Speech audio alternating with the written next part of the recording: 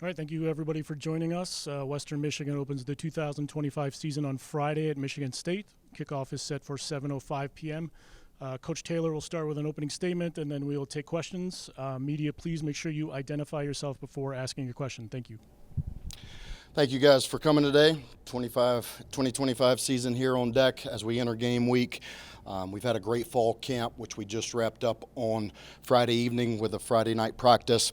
Since our first game is on a Friday evening, we had several Friday night scrimmages and practices to get prepared for a 7 p.m. kickoff. And I'm really proud of the work that our players and coaches have put in through fall camp. The preseason work has been great work, great energy, really good focus, and also camaraderie and connectedness for a group of 33 new transfers, 14 new freshmen, a new defensive staff, and some new faces on our staff in general. And so, really pleased with the connectedness and bond that we brought together through training camp. That's really hard to do in today's day and age. And I thought the guys have been bought in. The energy and focus has been excellent throughout camp, and really excited as we go into our first game week. I think offense, I'll talk about all three phases. Offense had a really good training camp. Coach Bell has done an excellent job as we have gone through a quarterback battle. I know I'll get asked about that question. Our plan on Friday night, we will play both quarterbacks, both Brock Lowry and Brady Jones. They've done an excellent job really commanding the offense, being great teammates, being great leaders, and when they've had opportunities, they've been efficient. They haven't put the ball in jeopardy, and really done a nice job leading our offense and understanding the play caller's purpose and what we're trying to get done. I think both of those guys could start and be our starter and play the game for us. And so we're going to go into the season playing, with a plan to play both quarterbacks. But really proud of how the O-line has come together. Our tight end group has done an excellent job with Blake Bosma, Marian Harbowski, and others really coming back and being physical in our run game, but also excelling in the pass game. Our wideouts, we've got a bunch of new wideouts that can stretch the field. Really excited about that group. There's some depth there. There's some speed on the perimeter, and really excited to see what that group can do. I think our offense had an excellent camp. On the defensive side of the ball, Coach Chris O'Leary, as our new defensive coordinator, got a new defensive staff. I thought they did an excellent job just installing a new defensive scheme, and our players did an excellent job really embracing that. They talk about their separators on the defensive side of the ball in terms of how they're going to be built different, and I think that they've embraced that. But really proud of all three levels of the defense, from the front to the backers to the secondary, the work that they put in. And then special teams, we're returning really all three specialists there. Our kicker, punter, and long snapper. So there's some familiarity. Coach Dan Sabok's done an excellent job. We were top 10 in special teams efficiency last year. We want to continue to improve on that and be more dynamic in the special teams game. And we've had great work there with some great new players. So really excited how it's come together. I think we've had great work. We talk a lot, this team has talked a lot about having a grit mentality and mindset. As I sat down with some of our returners and older players before, even the summer began, really what was the identity of this team going to be.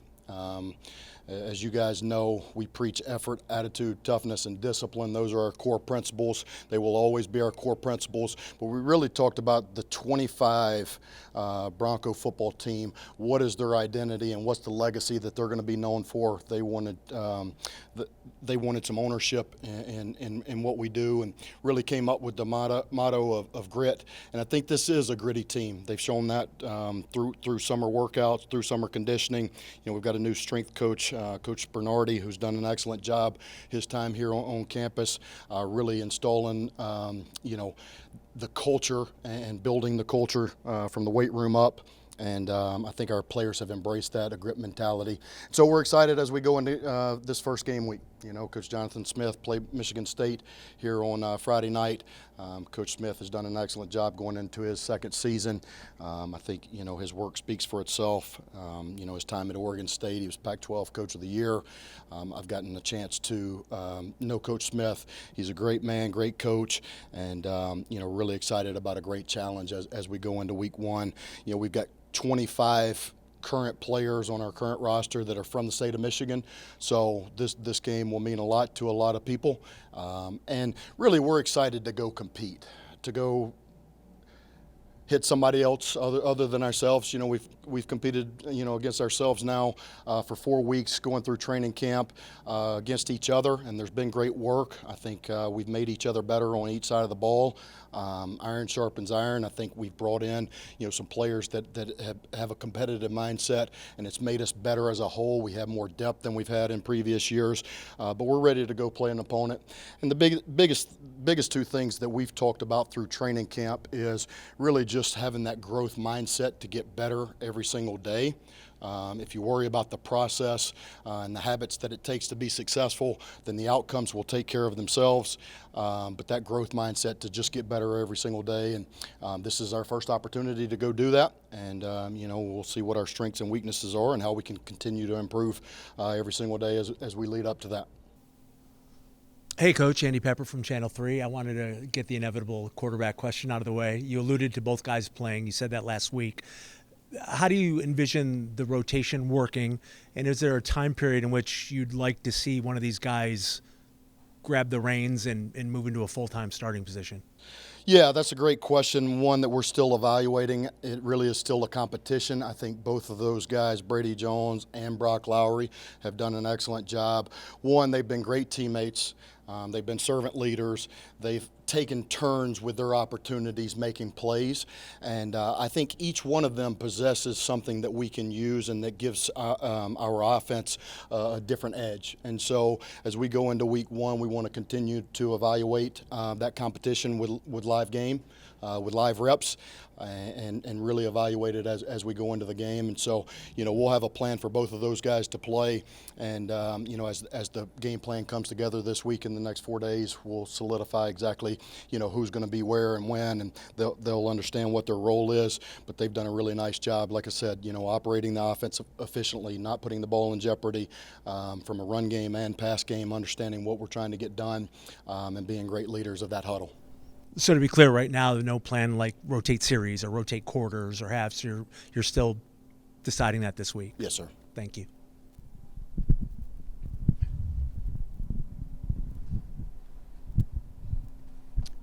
Just to kind of follow up on that, you touched on like the skill set that each provide. Can you describe like what each is, you know, able to bring to the table that's different from each other? Yeah, I think I'll say this to begin with. Both of these guys could be our starter. I feel comfortable with either one being our starter and playing the full game. I mean, they've both exemplified that from spring ball to summer through training camp, and that's why we're going to continue to evaluate it. I think both of them have earned the right to play for us on Friday night and play in games, and so that they'll both get the opportunity to do that. I think when you look at Brock Lowry, I mean, he was a guy that Coach Bell recruited, you know, to Indiana. So his system knowledge, his understanding, having been in the system for a long time, for several years, really helps him understand, you know, the system, how to execute it at a high level. He's done a great job with that. Brock, as you saw last year, we used him in some scenarios to run the football. We know he's a very good athlete. He's a tough runner. He's just tough in general. I love his competitive mindset and competitive spirit. I think he's got that edge about him that you love. He brings that edge with him. But where I'm proud of Brock is he's really grown in the pass game. You know, he spent a ton of time working on his footwork, working on his accuracy, working on his reads, you know, and also anticipation to throw guys open, and that's shown up. So we feel comfortable with the playbook, you know, the whole playbook when he's in and when Brady's in. I think Brady, you know, what he possesses is, you know, he was a junior college transfer, had a ton of production, especially, you know, was a JUCO All-American, but, you know, looks like a pocket passer, but really is a dual threat quarterback as well. And I think that's, even though they both possess something different that each of, that we can use, we don't have to tailor the offense to one or the other depending on who's in, which I think is, an added bonus, especially for Coach Bell. You're not calling off of two game plans or two call sheets or two ready lists. Really, both of them can execute the offense from a run game, from a pass game, from a Q run standpoint, and all the things that you want them to do. And both have shown that they've mastered that, and they're continuing to grow in those areas. I saw the word believe up on the scoreboard entering here, and I know it probably wasn't a surprise to you, but I'm sure it turned some heads what you were able to do at Camp Randall last year. Go in there in a hostile environment and give them everything you had. Game was down to the wire. Is there a different kind of feeling, or the same type of feeling, I should say, going into, another Big Ten opponent and just playing the type of football you expect?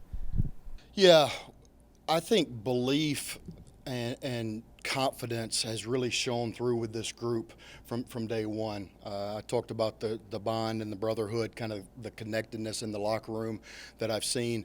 We've got 33 new transfers, 14, incoming freshmen, a lot of new faces from players to staff. And so, the best teams that I've been on and been around, that bond off the field shows up on the field, that connectedness. And I think our coaching staff has just done an unbelievable job. I'm really proud of the work that they've put in. Because the players believe, they're confident, and they have trust, not only in themselves, in each other, and the plan and what we're doing. And I think that has shown through. And really, we're just excited to go see what this group can do. There's so many new faces. There's so many faces that weren't on that team last year that have no idea about, Wisconsin, Western Michigan game. This is a new year, a new opportunity, new challenges and new obstacles. And like I said, our guys, we've got so many guys from the state of Michigan, but also from the Midwest who either grew up, going to Michigan State games, watching Michigan State games. This will be a great opportunity and a great challenge for us. They're a very well-coached football team in all three phases. I know going into year two, they're really excited about what they have, offense, defense, and special teams. And, Coach Smith has proven what he's done in terms of turning around programs, and going into the second year, what he did at Oregon State was really impressive, and I think, it'll be a great challenge and opportunity for us on Friday night, one that we're looking forward to embracing. And our focus has really just been on worrying about the process of getting better every single day, and not trying to get too high or too low, riding that emotional roller coaster, but having that growth mindset to show up and get a little bit better every single day. Right next to Matt, Andrew Graham, Mitten Football. I want to ask about health. I know Jalen's been a little banged up, and Cole's been a little banged up. How are they doing, expecting them to play, not play? And then is there anybody else that you're thinking about for week one might not be able to go? Yeah, Buckley looks awesome. He's had a great offseason. He really has worked to change his body and, work on his strength and speed. He's had an excellent training camp. He was banged up a little bit during training camp, but he's fully healthy and will be full go. Really excited for him, to be fully healthy like he was 2 years ago, his freshman year, when he was MAC Freshman of the Year, and had 1,200 yards rushing. And so really excited for him to have a big season, and excited for him. He's put in a lot of work. That's who he is. He's a great worker. He's a great teammate. He's really stepped out of his comfort zone, being a leader for us, which I appreciate. I think, he's quiet by nature. He's more of a lead by example guy, but, I've been challenging him and some other guys on our team to be those vocal leader, because so many guys look up to him. He's had production.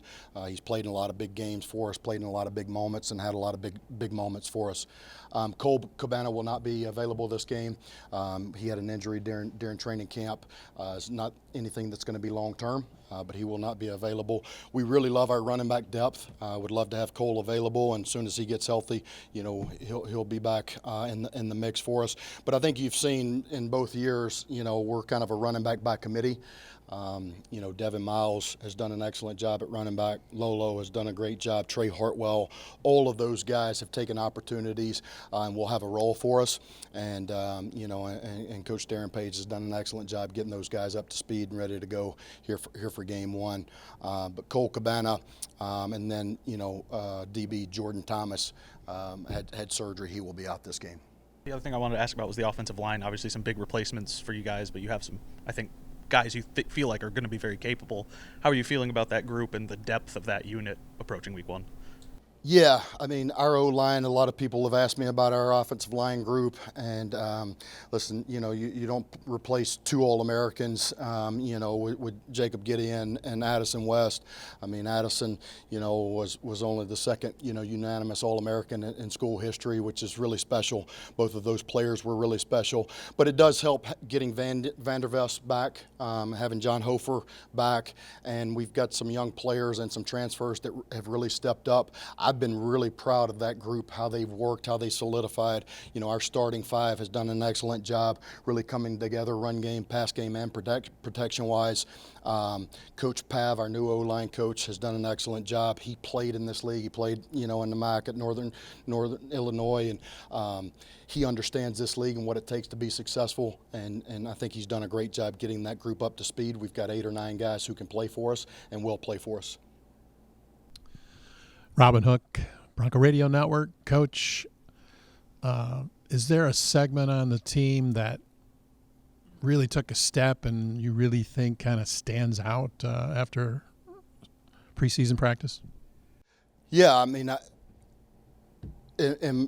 in my evaluation, and hopefully we've all taken a step, from players to coaches. There's a couple of groups that I'm excited about. I mean, on the defensive side of the ball, I'm really excited about our D-line, especially our edges and even interior D-line. We've got some guys who came back, Tyson Lee, Rodney McGraw, August Augie, Marcel Tyler, those guys came back and will be key pieces for us. But we also added some pieces with Kershawn Fisher, Nadeem Tucker, and so we've got really good depth. I think that they're going to be a game changer for us, something that we haven't had since I've been here in 3 years. So really excited about that group on the defensive side of the ball. On the offensive side of the ball, really excited about our tight end group. I think they've done an excellent job. I think we've got some depth there. We're going to play a bunch of guys, but they've done an excellent job run game and pass game. We ask our tight ends to do so much for us that they've got to be versatile players, and we've got some players there that, have some versatility, but also can create some matchup issues. And then in this day and age of football with the transfer portal and everything, redshirting freshmen might not be the best scenario if they're capable of playing and contributing. So that being said, are there any freshmen in there that you anticipate that are going to help you from the start? Yeah, I don't know if you've seen our workout shirts, but I mean, on the back it says earned, not given. So if you play, it's because you earned it, and we're going to play our best players, whether it's transfers, whether it's returning guys, whether it's incoming freshmen. We do have a great freshman group. I think we have some guys from a freshman standpoint that can help us in play.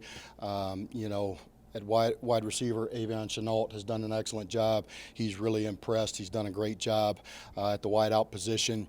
Ryan Brotherton at tight end, even though he's a redshirt freshman, Jeremy Schleicher and Gavin Dabo on the offensive line, redshirt freshmen.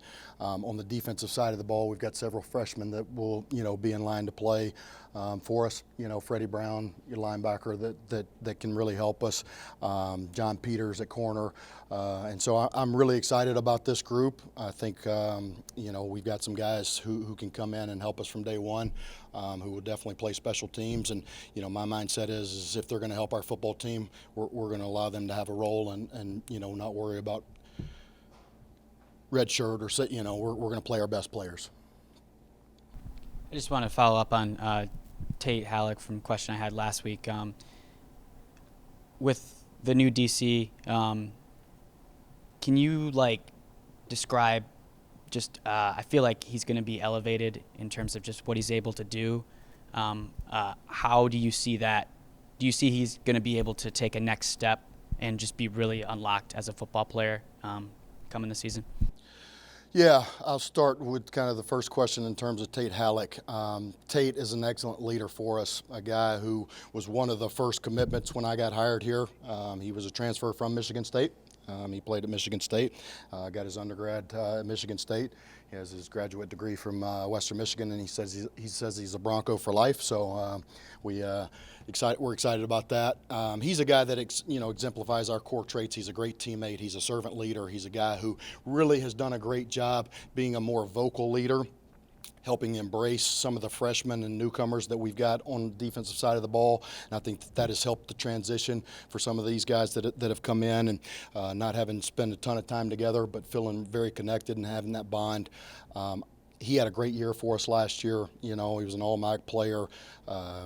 Run game, he's a thumper, can come down, great tackle machine, but also he did a great job just really excelling in the pass game. He had 4 interceptions and really did a nice job. I think, the marriage between him and having, our defensive coordinator, Coach O'Leary, not only the coordinator, but his position coach has really accelerated his growth. I think Tate is one of those players that he's very cerebral. He sees the game, he studies the game, he knows the game. That's where, his edge is, and he knows it. He spends time making sure that he studies, not only our game plan, but also the opponents and their tendencies. And I think having the coordinator in his room really is a great benefit for him, because now he can help get other people lined up. He understands, why we're calling, what other people's responsibilities are, and how he fits into the scheme of the bigger picture. And so I'm excited. I think, this defensive scheme and what we're doing defensively really fits Tate's strengths very well. I think he's going to have a highly productive season and really going to thrive in this defense. Hey, Lance, John Creek, Bronco Media Network. A lot of new faces in the linebacker room. I know Dylan Moore had some time last year, but who's kind of leading the pack in that linebacker room for you this fall? Yeah, you mentioned Dylan Moore. He's a returning guy. We've had some transfers that have come in and done an excellent job. Cefa came from Ferris State. He's done an excellent job. He's a winner. He's a leader. He's a worker. I love his work habits. I love his leadership ability. James Camden was also a transfer for us. Both of those guys will be starters for us and play a lot. They've done an excellent job. James Camden, really smart, instinctive, has a nose for the football, really a gritty player. So both of those guys have come in and really fed off of each other when they're in the game. And we've got several guys behind them, who will continue to play and be role players for us, whether it's Marv Smith, whether it's Gabe Welch. We feel like we have a deep group at linebacker, even though there's a bunch of unknown or new pieces that we have in that room. We're excited about that room, and I think Coach Greer Martini has done an excellent job. I mean, he played linebacker, so from a teaching and understanding standpoint, he sees the game like a linebacker sees it, and so he does a great job teaching, and those guys being able to go out and execute. In the special teams unit, obviously Luka Zurek took over last year with Palmer's injury, and he's gone just 1 year and did a nice job last year. Is Palmer kind of the guy to take over back that job this year, along with Ryan Wilmore and R.J. Todd at long snapper? Yeah, we feel great about our specialists right now. You mentioned our long snapper, R.J. Todd. He's done an excellent job for us. He's been steady Eddie. He's been consistent in big moments. He's calm and cool under pressure, which you need at the snapper position.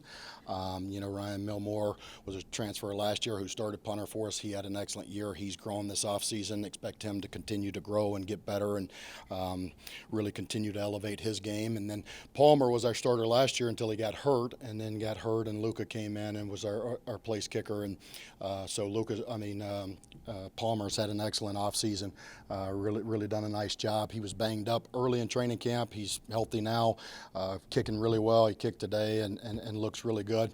And then we've got a transfer, Hunter Smith, who will also mix into either kickoff or field goal duties as well.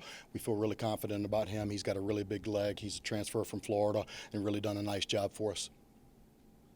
Coach, you mentioned at the end of last season you wanted to add to your team speed and the newcomers that you brought in, and just watching it, it appears that you've done that. Does it show that in your measurables? It does, yeah. Coming out of the summer, I mean, I mentioned Coach Bernardi, our new strength coach, earlier, but I mean, listen, I love this guy. He's like the Energizer Bunny. I mean, he's got more energy than anybody I've ever known. I mean, he's got juice. He's got an edge. We talk about doing hard things and really creating a hard mindset and mentality in that weight room and building our culture that way, a gritty mentality, blue collar mentality. And I think Coach Bernardi has really done that in a short period of time that he's been here. I think that's going to help be our X factor and edge is how we train and how we train this summer from a strength standpoint, but also a conditioning standpoint. But when you look at our numbers, coming out of the summer, our testing numbers were up. There were, guys hitting PRs on, not only their strength gains, but also, their speed gains. And really, if you just watch on the field right now, we're the fastest that we've been in the 3 years that I've been here. That was a point of emphasis for us, was go out and get speed, especially at the skill positions, offensively and defensively. But even, like linebacker, safety, I mean, we've got a lot of guys who can run down on special teams and really flip the game that way. Lance, with the transfer portal being such a big part of college football now, is there a philosophy that you have as far as, FBS, FCS, Division II guys that you look at, or is it just trying to get the best player at the position maybe that you need for the team? Yeah, well, I'll give you a long answer here. So, first of all, our mentality is we're going to be a developmental program. We're going to build our team and our roster based on high school signees, and so we're going to go out and try to, sign a full high school signing class every single year. We want 80 to 85% of our roster to be built on high school signees and continue. We got to do a great job evaluating, we got to do a great job recruiting, and then once they get here, we got to do a great job developing. And if we do that, then you've got some really good players that continue to grow and excel in your program. And I think we've done a great job with that. Want to continue to do a great job with that. And so that will be our philosophy in terms of high school signees. From a transfer portal standpoint, we took 33 transfers this year. A lot of that was, we had a ton of seniors last year who graduated, lost a ton of production from last year's team. Really felt like we needed to go out and find some guys who had played college football games to bring in, to bring a competitive mindset, that have played college football, to help add depth and competitiveness at each position, and I think we did that. The transfer portal will really supplement, and that will be year-to-year based. In terms of who we lose, do guys declare early for the draft? Do we have a heavy, senior class with a ton of production? Where are the holes that we need to fill? And we will supplement that with the transfer portal. I think one of the challenges, as a college football coach is as you get, high school, incoming, freshmen, plus the transfers, how you create that bond and connectedness in a short period of time. And I think that's the thing I'm most proud of with this team. A lot of these guys haven't known each other, since June, and there's just something special in our locker room. The brotherhood has been real. Everybody, every college football team in America talks about family and brotherhood, and those things are words, but I think our guys are living it, they're breathing it right now, and that culture is really coming to fruition, which is really exciting for me.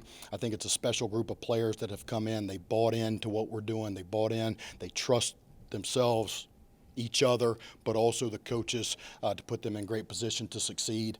And I think one of the things, I've said this several times over the off season and recently, but one of the things I'm most proud of in the 3 years that we've been here is we've only lost 3 starters to the transfer portal, which I don't know, many teams across college football, especially in the MAC or Group of 5, that can say that.